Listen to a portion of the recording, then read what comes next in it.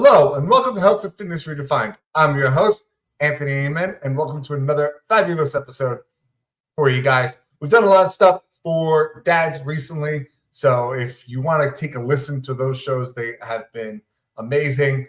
What to do, common stereotypes inside of being a dad, do's and don'ts. Go check out those previous episodes. There's a lot of cool stuff going on. And yet again, still can't believe we're 4 years into doing this. So thank you to all of the audience. Really appreciate you guys bearing with me over the last 4 years. Things have changed, and I hope you enjoy it. Speaking of change, do not forget we are leaving YouTube. So if you do listen video on YouTube, please, just a little note, we will be leaving in the next couple of weeks. So make sure you hop over to Rumble if you want to continue streaming this on video. So that is Rumble. You can find us, Health Fitness Redefined, over there. We have been blowing up on that platform. So thank you guys for following us over there. Audio, still going to be on everything, same as always. So if you're streaming Spotify, you're streaming on Apple Podcasts, it's perfectly okay.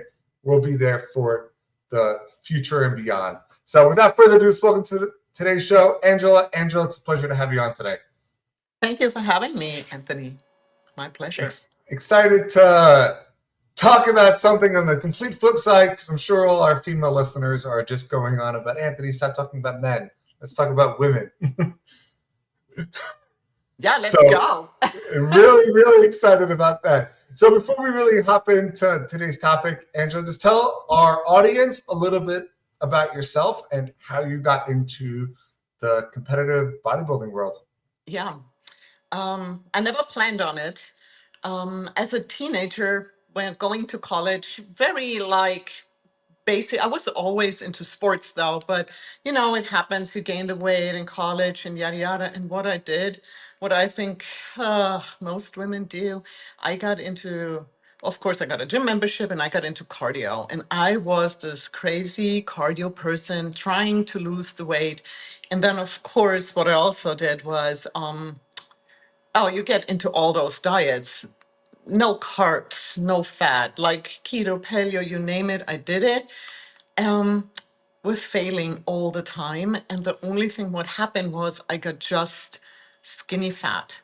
And I was a size 0, felt horrible. I couldn't even move. I had depression.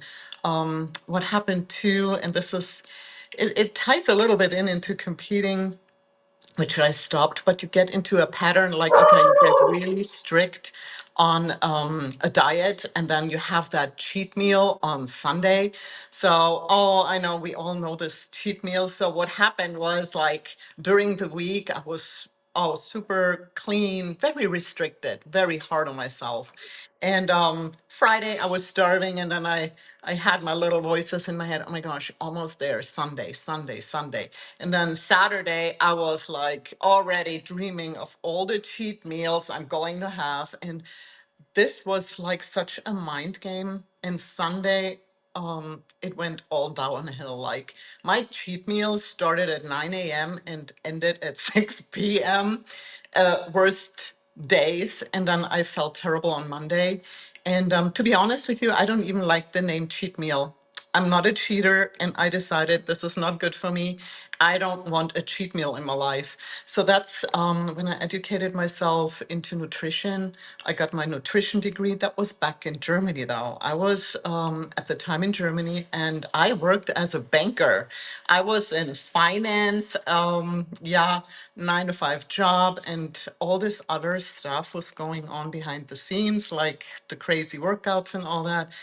And until I couldn't do anymore, I had a complete breakdown, a burnout. My blood work was all over the place, major health issues. I had at the time not the best relationship, and he was big into mountain biking. So I literally had a breakdown during that, and my lung collapsed, and I ended up in the hospital. And from there, it was okay, you got to do something. And actually, my dad, my biggest supporter, said, okay, you always wanted to learn English, go to the United States and do that and take a break. And so I went to a school in Naples, Florida, English as a second language, very traditional. And what I did then, again, I just gained a lot of weight. I wanted to hide. I didn't want to be seen. I was just 180 pounds, which is huge for me. It's a big number. I'm usually around 130 pounds. So, yeah, I did that. I wanted to stay so badly in the US, and I got an internship at a bank. And my immigration lawyer at the time, who worked with me, said, I can't get a work visa. There's no way you can stay in the United States. You have to have a special skill because there's so many bankers in the US, you're not going to make it. And I'm like, well, the only special skill I have is I lift things up and put them down. I'm really good at weightlifting, really good. That's when I started that in Germany already, trying to, fix the nutrition part and the muscle. Building the muscle was actually one of my key component, getting on a healthy path. So I did some competitions in Germany in figure. That was the IFBB, traditional, the biggest association. So yeah, my lawyer said, you gotta do something special. I said, well, what's special? I can do bodybuilding really good. And she said, well, you gotta win a world champion title for the United States. I'm like, okay, let that sink in for a while. I need to do what? And she's like, yeah, you have to get a big title for the US and then you get a green card. I said, well, okay, this is what I can do. So I dialed everything in. I cleaned up my diet, very balanced though. I had the knowledge now how I work with protein, carbs, and fat to push my body to the limits. I got into real serious weightlifting and I prepped myself for the first show that was Miss Florida. And I'm like, well, I give it a try and see and feel it out. And we'll see where it goes. And yeah, I won Miss Florida, took overall in Miss Physique, actually in natural bodybuilding. That's where they drug test and everything. So yeah, when I had the Miss Florida title, I got qualified for Team USA. I'm like, wow, okay. So I kept going. And this is your world gets really small if you're on a path where you know you need to be on. And there was nothing what could have distracted me from going to Miss USA. And I felt really good. It was just a different energy. It was, everything went well. I had no injuries. The workouts were great. Like my diet was going. I could see the body changing, getting better and better and better. And yeah, I competed at the Miss USA. I was in Los Angeles. Big show, I have to say. And yeah, I won Miss USA. And therefore, I was qualified for, yeah, Miss Universe. I'm like, wow, this is really happening now. This is really, really happening. So another 3 months. This is a long time for competitions. I had to keep going and prepping. And yeah, I was able to represent the United States at the Miss Universe show. And on that day, I remember like all I wanted was to be in the finals. It was a huge show, tons of competitors. It was just crazy backstage. And I said to myself, I want to be in the top 5 to show my show bikini. In the morning, you have like the pre-judging with just black bikini and you get compared to the others. In the evening is where you have like the music and you do your posing routine, and that's like the fun part. And that was my goal. I'm like, I want to be at least in the top 5. So after the break, you get the list where you can see who's qualified for the finals, and my name was on it. So I'm like, oh my gosh. So okay, I had an American flag bikini. My posing song was "Here She Stands" by Michael W. Smith, I believe, and it's about the American flag after 9/11. And that was my posing routine, and I was so proud to presenting it, and I had so much fun. And the audience saw it, and the judges must have seen it too, because they announced like place 5, 4, 3, and I was still standing there. I'm like, geez, I can't believe this. So then it was between second and first. And when they announced the second place winner, you can actually see in the video how I checked my number. And I'm like, oh my gosh, I just won Miss Universe. Oh my gosh. So yes, I won Miss Universe. I got my green card. And well, then I changed career. No more banking. I became a personal trainer. I started from scratch, having no clients. I became a health coach, and I just finished a degree in hormone health for women. And I got really dialed into helping women to build muscle because I saw a need for it. This is a huge problem in the United States or worldwide. You can, yeah, it's a big problem. A health risk. That's a great story, and it shows that when you have like extrinsic motivation, meaning you had a bigger factor beyond just I want to win for myself, that it really motivated you to push forward. Yes, yes. So I love that story. It was definitely inspiring for people listening. Like, look, it's possible if you have motivation to like immigrate to the US or achieve something you never thought was possible. Like 1 out of 1 billion people are going to get this. Like you can do it if you just set your mind to it and keep And moving forward. yeah, Anthony, the funny thing is, if somebody, oh, I remember the days when I went to trainers and coaches and I said, I want to be a bodybuilder. They looked at me and they said, no, straight up, no, you don't have the body, you don't have the symmetry, you can put on muscle. They told me so many times I cannot do it. I mean, I cannot remember like that somebody ever said, oh yeah, you can do this, you can. No, I got so many no's and I just kept going. And that's why I think community and support is so important. With my clients, they always have my support because you can achieve and do whatever you want, whatever is in like your heart and your mind. You can do it. And is it easy? No, it's hard, but that's okay. Pick your heart. Life is always hard, no matter what. If you're overweight and you have to get on an airplane seat, you have to tie your shoes, you have to walk upstairs, and you're really, really heavy, that's hard. So pick your heart. My heart is to eat clean, to work out on a regular base, and be able to move and be healthy. So, you know where I'm coming from? Yeah, I totally understand. Hmm. It's pick what you want to deal with now to so you don't have to suffer later. it, Yep. Yep. it's Exactly. so true. If I worked out previously to getting hurt, maybe my injury would have been way less severe. Like that's Yeah. like That was now the just dealing with feeling. the heart on the flip side of it. Yeah. Yeah, but see, So, you worked out and fixed it. Yeah.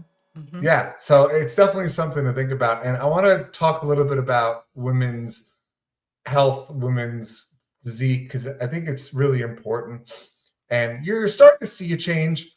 I will say that I'm seeing more and more females getting into the weights, being less intimidating, going over to the big dumbbells with the guys there. Yeah. And but you still see them, oh, if I want to lose weight, I need to run. And it's we're getting there. But Hmm. why is that not the case that, hey, if I want to lose fat, I need to run? Well, what I think is very interesting in general is that we look at the whole problem from the wrong side.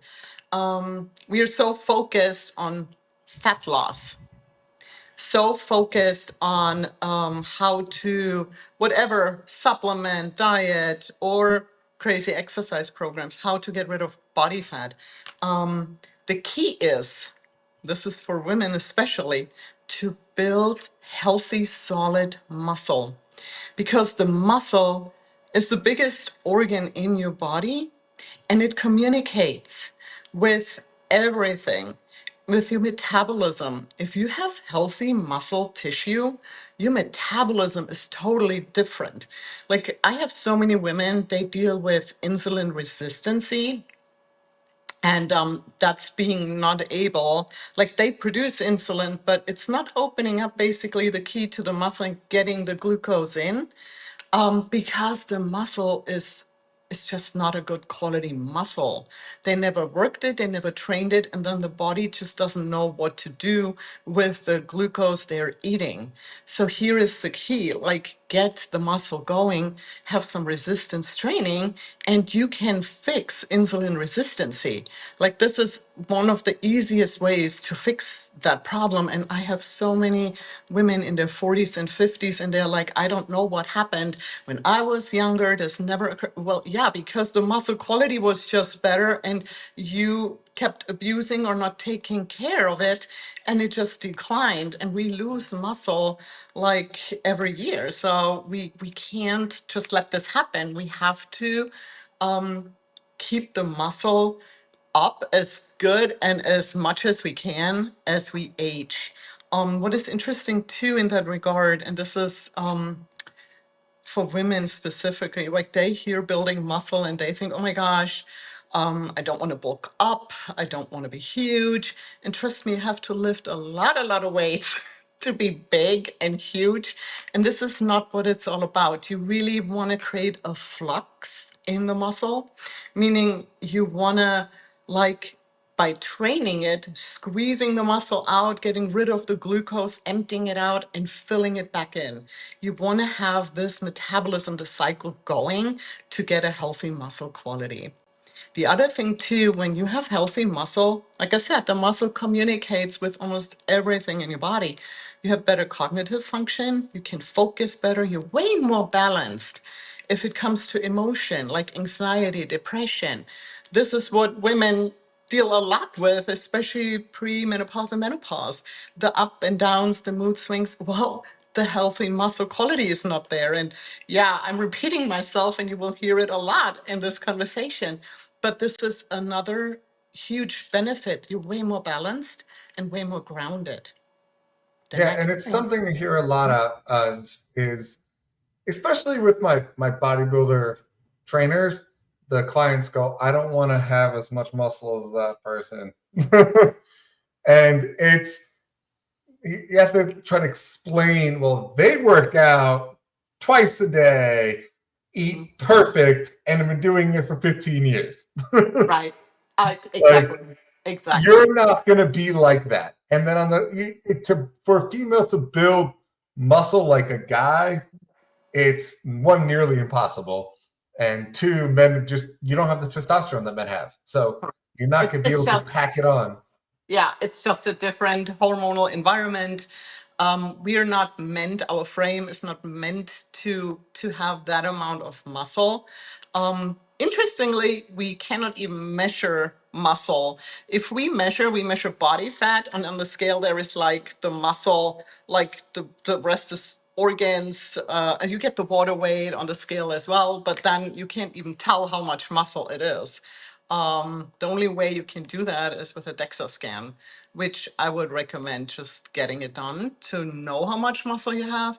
And I'm a numbers person. Maybe that's because I was a banker, but I just like to have data, especially when you have a goal in mind.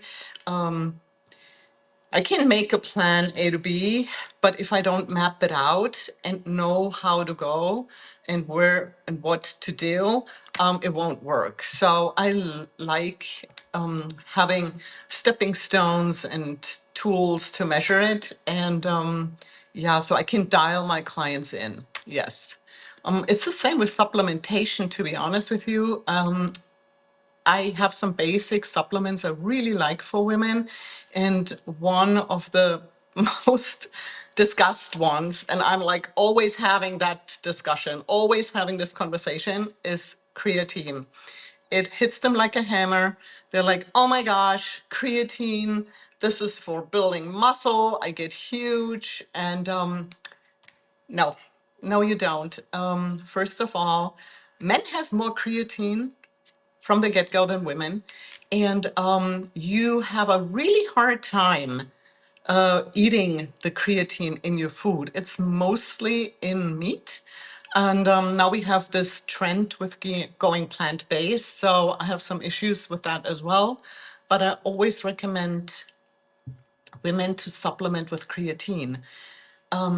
I don't want them to go over 5 grams. Like 3 grams is a sweet spot for women. They get very successful. They do not hold water or anything. I don't want them to do the loading phase. As we know, back in the days, the bodybuilder had the loading phase with the 10 grams of creatine and then the grape juice and whatever and getting it into muscle. And that's not what I'm talking about. Just take it steady on a regular base. It's not harmful. It's the most tested and scientifically proven, like not harmful supplement on the market. Like this is out forever. Just have a good company. Get your creatine monohydrate straight every day. Don't think about anything. Just be consistent with it just to keep the muscle quality again. And it does a huge trick. It's really beneficial. Yeah, we did a whole episode on creatine as a quick Yes. tip about a year ago. Yeah, I love it. I agree. It's something you need to really understand and focus on. I personally take it, Yep. especially in the Good. winter months. I like the cut around like May, June, because I care less about. That's my like relaxing months. I see. But it's a great supplement. And you did mention what I was going to mention, so I'm happy you did, where men are getting it more from natural sources anyway, because we're eating red meat, and that's where creatine is found. Well, Right. women tend to not eat red meat, which is going to lead to a plethora of issues regardless, but you're not getting the creatine from there. And then it runs into the second side of it, where your body does naturally produce and release creatine while you're sleeping. And then if we have poor sleep quality, which women are generally known for, you're not getting those releases at night. So now you're even doing yourself more harm when you're not having the proper creatine that's saturating your myofascial to help draw the blood supply, draw the water to it, draw the protein to it, Right. to help it rebuild back. So little things to think about Mhm. when you're moving forward. And it is the one supplement I would also recommend in steering away, especially if you're not getting into this for like a living, from that loading phase and just doing it over the long period of time. Right. I mean, It's definitely better. yeah. These are like, it sounds so little, but those are things that move the needle. They move the needle for me. Like, yes, if there is one thing, I would say creatine. Interestingly, too, if it comes to nutrition, the older we get, the less protein synthesis we do have, meaning whatever we eat, we cannot utilize the protein and absorb it into the muscle, building it. So if it comes to calories, you probably need less calories when you get older, but the ratio of your macros changes. You do have to take in more protein and less carbs and fats to keep the muscle going, to support the muscle. You cannot break it down and not feed it.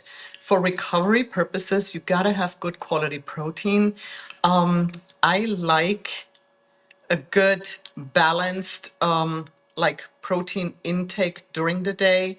I make it very simple for women.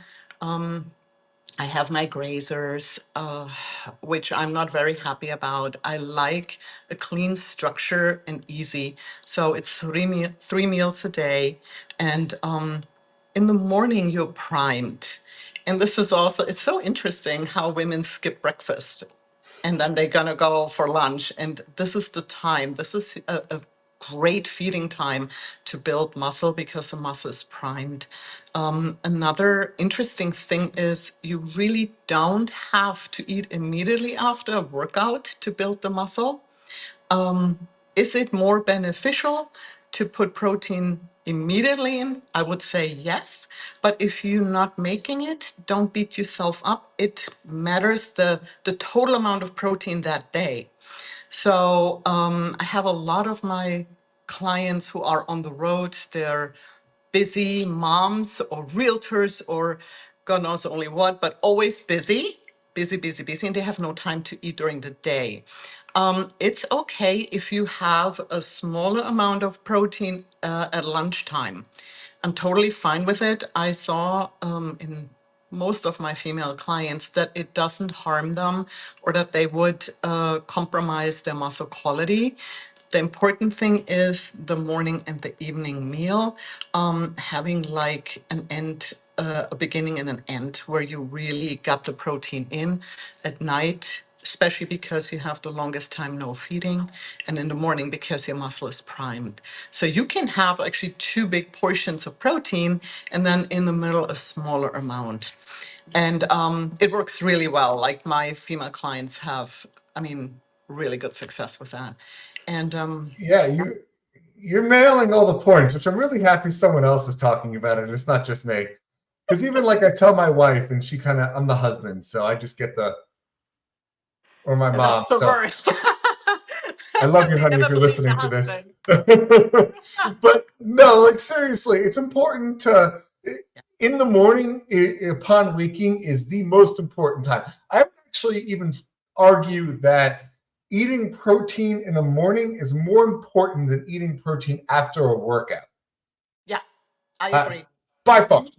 And a lot of people are going to come back after that, but I don't care. Yeah. Go do your research, then fight me on it, or fight both of us on it. Yes. Regardless, and even to add to it, having pure protein, meaning if you're just going to have a protein shake, which a lot of my clients are guilty of, and I try explaining this to them, you need some source of carbs because your body is lacking the energy in the morning to break down the protein to initiate protein synthesis. So you need a balance of carbs with the protein in the Yes. morning to help break it up. So don't just think, hey, I'm going to have pure protein. Take an apple, like that will do it. Or have Yes. a little smoothie if you can't really process heavy meals in the morning. Some people don't like that, it bothers them. Just make Right. sure there's some source of fruit in there to help break up that protein so your Yep. body can use all of it. You can use fruit, you can use oatmeal, you can use like, yeah, sweet potato, like whatever you like. To be Sweet honest with you, potatoes if in the it's morning. I don't know if I could do sweet potatoes in the morning. you would be surprised all the stuff you can do. But I'm just saying, like, you can use just high quality carbs. Fruits are the easiest and they fit well. You can make a smoothie. It's a very good source, of course. And yeah, I if it comes to diet plans, what I do with women, I find out what their ideal goal weight is. Okay, so you want to be, let's say, 120 pounds, whatever. They can say whatever number they have in their head, like where they want to end up. Usually they know pretty well where they should be. And it doesn't matter where you're coming from. But this is my number, the 120 pounds. So what I do is I do 1 gram of protein per pound. So 120 grams of protein for that person. Okay. And what I do, I equal the carbs. 120 protein, 120 carbs. And then they have a balanced diet because the other thing is too, if you go to extreme, your brain plays tricks on you and you can't maintain it. And this is the whole key is to have a diet what you enjoy and what you can maintain. And the carb restriction or why they go crazy with the carbs, this is just, I think, media misinformation. It's not necessary, but you have to have a healthy metabolism and again, the healthy muscle quality to be able to utilize it. And yeah, the more balanced you are in that regard. And of course, healthy fats, I spread them out. I'm very big on omega-3 fatty acids, just for recovery purposes and heart health and joints and yeah, all the good stuff. So I mix in some fish in my diet. For example, like salmon, very traditional, but it's again being in balance and having, like I said, at night I have the same amount of carbs as I have in the morning, and the fat intake is in my case not that high, but I want to have the fat to absorb all the fat soluble vitamins. Of course, you need the fat for all kinds of like, yeah, functions in the body as well. We can't ignore it. Like I have so many, they don't want to eat fat because if I eat fat, I get fat.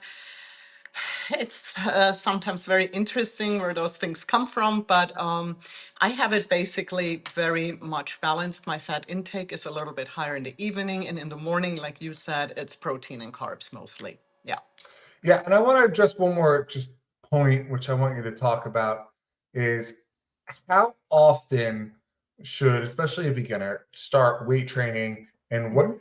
generally should that split look like if we're talking about a female client who has no injuries and Yeah. wants to get into working out as a good general baseline?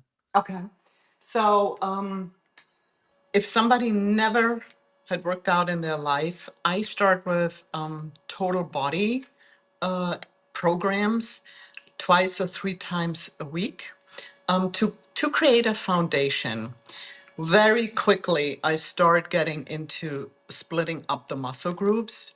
And to be honest with you, if they can, I want them to work out at least 5 times a week. If they can do something every day, amazing. And I know it sounds a lot, but it's really not a lot because I don't want them to do high intensity workouts which are very stressful, like going crazy. And I don't want them to be for hours in the gym.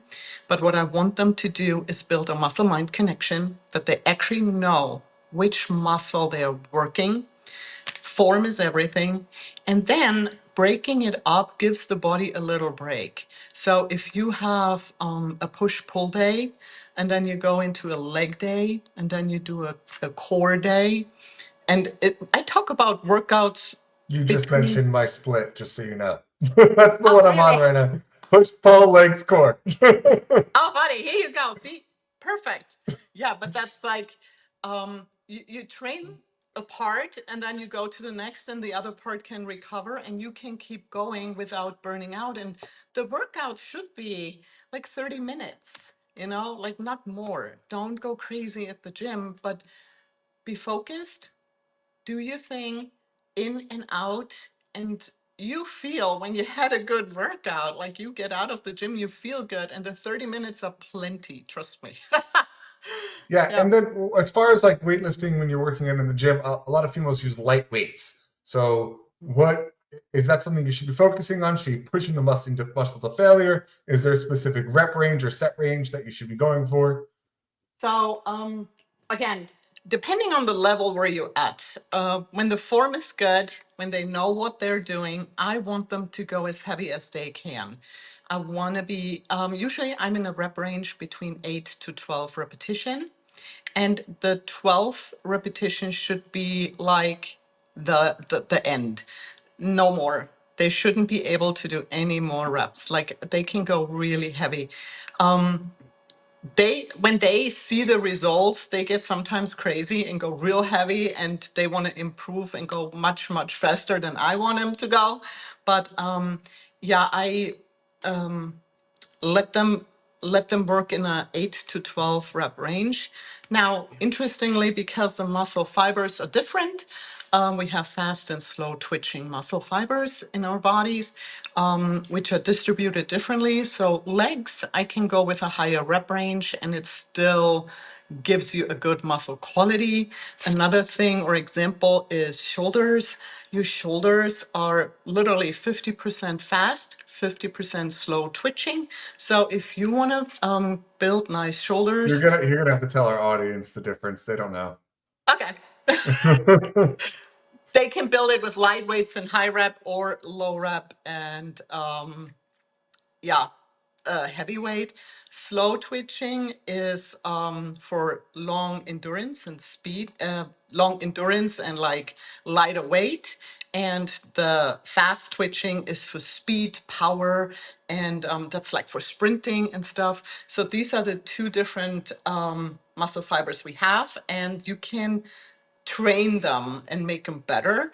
And you see the body types in different sports, and you can actually tell, okay, a runner has just those longer to smaller kind of muscles. They're not like well rounded and defined because they have different muscle fibers trained. So it depends on what you want to do or what sport specific. But in general, like I said, for legs, you can hit them a little bit harder with 15 to 20 reps because we have more slow twitching muscle fibers in there. So for endurance. Yeah, and something I should just do an episode on slow and fast twitch muscles, but we're each born with a different proportion of Yeah. fast and slow twitch. So everybody actually is unique in that capability. That's why, for example, I'll never be a runner. I don't have a runner's body, quote unquote. I Yeah. could train to be a better runner, correct. Yeah. But I'm genetically predispositioned to have fast twitch muscles. And I don't know how accurate it is, so don't hold me on this. But like, fun fact, 23andMe, when I did the DNA test, it actually shows what your genetics are predispositioned for, whether this is fast or slow twitch kind of muscles. So it does show there's a Yeah. genetic component to it. Correct. And you can only have a percentage of 100, right? If you have a muscle and you have 100%, you Right. can't have, that's why you can't have perfect on both. You can be a 90-10 on slow, you can be a 90-10 on fast, but you can't say, I'm going to make both of these perfect. I can't be the best long distance runner and the biggest power lifter. It's Correct. impossible. Yeah. That's a good example of that. So Yeah. just things Yeah. to think about going forward. But Angela, I do want to wrap this show up. Mhm. So before we do, I'm just actually going to have you a little different final question. Just give us 3 actionable steps for our female listeners or our men listeners, but mostly female, of things they should do today to see a better tomorrow when it comes to fitness and nutrition. Okay. Count your protein. Make sure you get enough protein. Don't undereat on that. Make sure you have good quality protein in your diet. Resistance train. Lift heavy weights in a good way. Like really get a good plan, have structure, and get a good night's sleep, recovery time. Really, really make sure you get a restful 7 to 8 hours of sleep. Yeah, I that would love be the it. 3 things. Love it. And then the second question, easiest of all, how can people find you, get a hold of you, and learn more? Oh yeah, on Instagram, Health Coach Angela, or on Facebook, it's Angela Bayer or Health Coach Angela as well. I have a Shape Up group in there where we are a community helping women to get stronger, and we support each other. It's a fun group. We have a good community there, and everybody's more than welcome who's interested. Yeah. I love it, Angela. Thank you for coming on. And thank you guys for listening to this week's episode of Health Fitness Redefined. Don't forget, hit that subscribe button, hit that like notification, share with a friend. It's the only way we're growing now. So don't forget, if you listen on YouTube, you're going to Rumble. Very good. Thank you guys. Don't forget, fitness is medicine. Until next time.